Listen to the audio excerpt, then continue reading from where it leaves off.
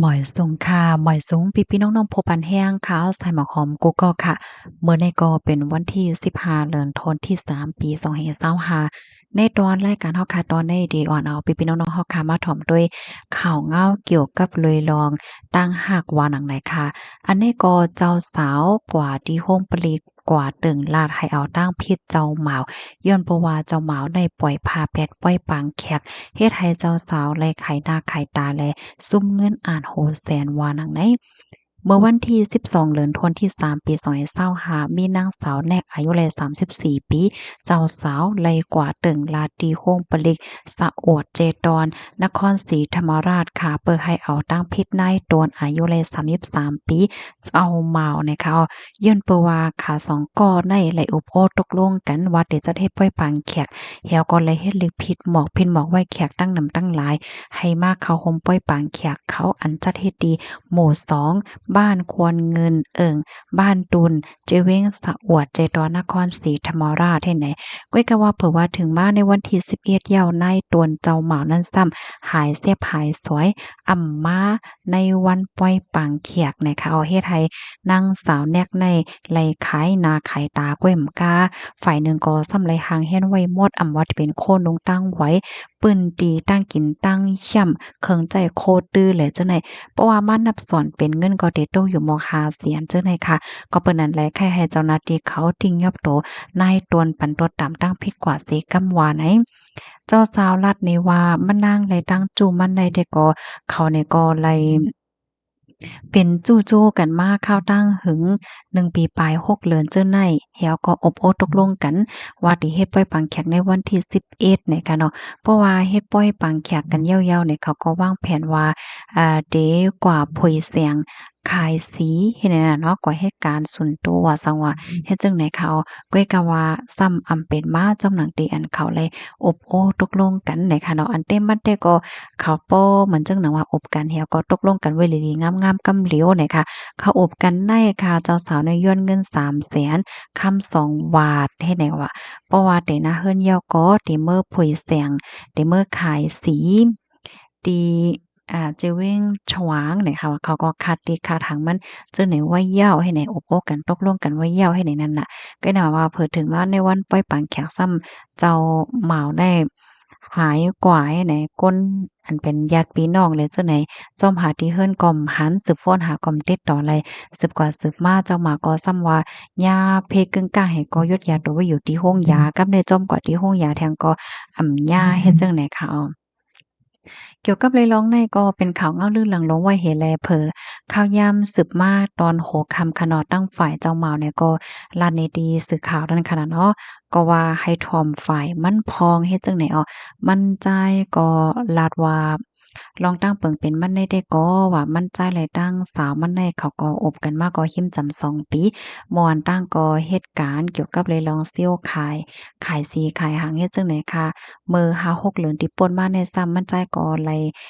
ออกการนั่นค่ะน่ะเมื่อพ้องที่เขาเป็นจู้โจ้กันอยู่นั่นแลเมื่อมันมีการงานอยู่นั่นมันก็ปันเงินเลินเจ้าสาว1เลินไหล10,000กูเลิ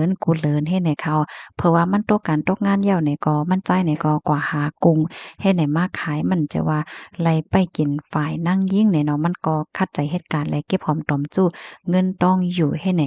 เมื่อวันตั้งในค่ะสองก็อยู่จ้อมกันมาโดยหนังมนต์ซื่อมีญาติพี่น้องฝ่ายไหลตั้งไหลมาสุกมายุงมาเกี่ยวข้องจอมเฮ็ดจังไหนคะพ่อแม่ของเจ้าสาวเนี่ยก็หลีตอมมันหนาเนี่ยค่ะว่าเนาะมันก็ฮักแลนับยามพ่อแม่เจ้าสาวมาตราดสิเฮ็ดจั่งใดมันใจนี่ก็ใครเป็นหอเป็นเฮิรนเฮอยู่กันเป็นหอเฮิรนกว่าเฮ็ดให้นั้นคันน่ะเนาะเฮ็ดแล้วมันใจก็ยอมรับว่าใจแต้มันใจในปล่อยผ้าแปดปล่อยปางแขกลองตั้งมันในแต่ก็ย้อนเพราะว่าญาติพี่น้องเจ้าสาวในมาหลามาว่ามันใจแลแม่มันถึงดีโฮงหยาปะยอก็ยังหลอกเงินป้าเทียงว่าสังว่าอำกว่าป้อยปังแขกเพราะว่าในจึงได้ยื้อว่าสังว่าจังได๋นั่นน่ะเนาะมันใจได้ก็รับอำไลเฮ็ดไหนค่ะเมื่อวันที่เกาที่ป่นมานั่นไหนเนาะมันใจเนี่ยก็แลกว่าที่เฮิรนเจ้าสาวเปิดอะได้เอาโคเอาหังจังไหนเนาะวันที่10เนี่ยมันใจเนี่ยก็หางแฮน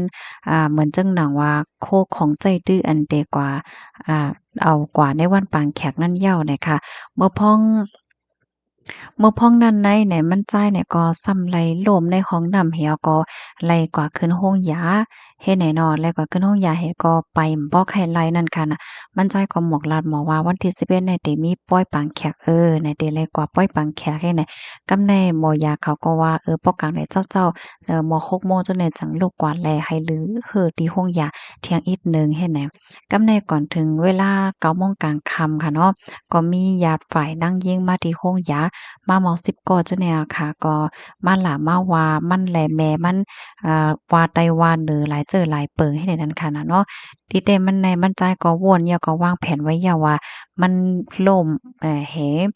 ขามันไปไรหลีเสร็จแล้วมันก็คุยอยู่ว่าวันปล่อยมันเนี่ยเป็นวันที่11วันที่11กลางไหนเนี่ยมันห่างแฮนได้กว่ายาวมันก็เต็มให้ปล่อยปังแขกมันได้ก้อยในนั้นค่ะนะก้อยก็ว่า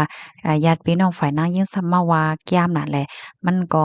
หับไหลนั่นค่ะนะเนาะเฮียงแลมาว่ากันลงป้อนหน้าเฮ็ดจังแหนเฮ็ดแลมันใจก็ว่ามากันต่อมาย่อนน้อมขึ้นแหละจังแหนเพราะว่ามาย่อนน้อมขึ้นได้ก็มันก็จะหลำยาวให้แหน่เฮ็ดแหน่เหี่ยวก็เขาก็มาย่อนน้อมเสียก้วยกล้าถึงมาเข้ายาม5โมงเนี่ยก็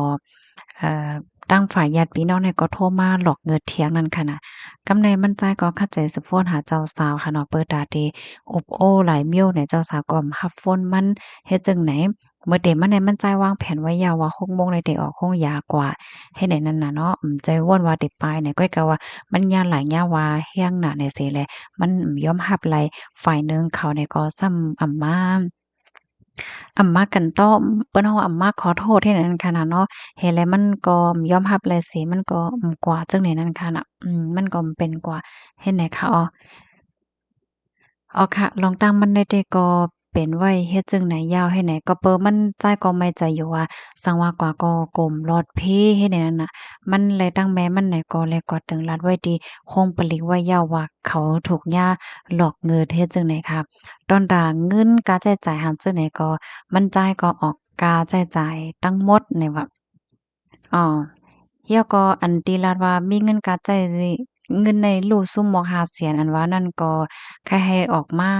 ซับเลี้ยงอีกหนึ่งนั่นน่ะเนาะว่าเป็นกาอีหังละหลายแห่งเลยเป็นกะนานจังไหนค่ะมันใจก็ว่าอันเต็มมัน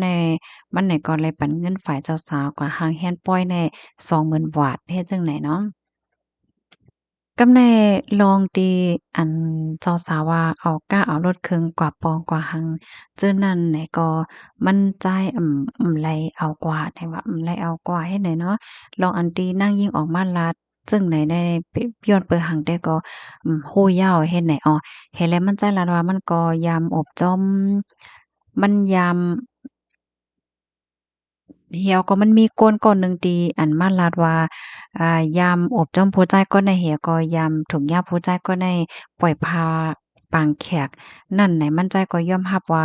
ยามเหมือนจั่งว่ายามอบตั้งนั่งยิ่ง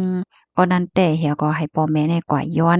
เหเดจัดเฮ็ดปล่อยปางแขกอยู่ยาวนั้นขนาดเนาะก้อยก็ว่ามันก็ส่ำกว่าฮู้ว่านางยิ่งก็นั้นแน่ล้อมอบตั้งผู้ใจแทงก้อนหนึ่งเฮ็ดเนี่ยมันใจก็รับไหลเหแล ก็มไลกินแขกจ้อมนางยิ่งก้อนนั่นไหนเนาะเขาก็ผัดกันกวาดให้ไหนเนาะแผ่ตั้งกันกว่าแหนก้อยกาว่าผู้หญิงเนี่ยก็ยังมาอยู่จ้อมบรรจายแทงเป็นปีๆบรรจายให้ปอกกว่าก่อนแล้วก็บรรจายเนี่ยก็ให้ปอกกว่าก็ย่อมปอกนั่นค่ะนะเนาะถึงดีเขาก็เพดั้งกันให้ไหนเนาะมื้อเหลียวในมันใจก็ย่าตรงวงก้นในว่าแห้งน่ะเฮ็ดให้มันใจวนนำวนเตวนว่า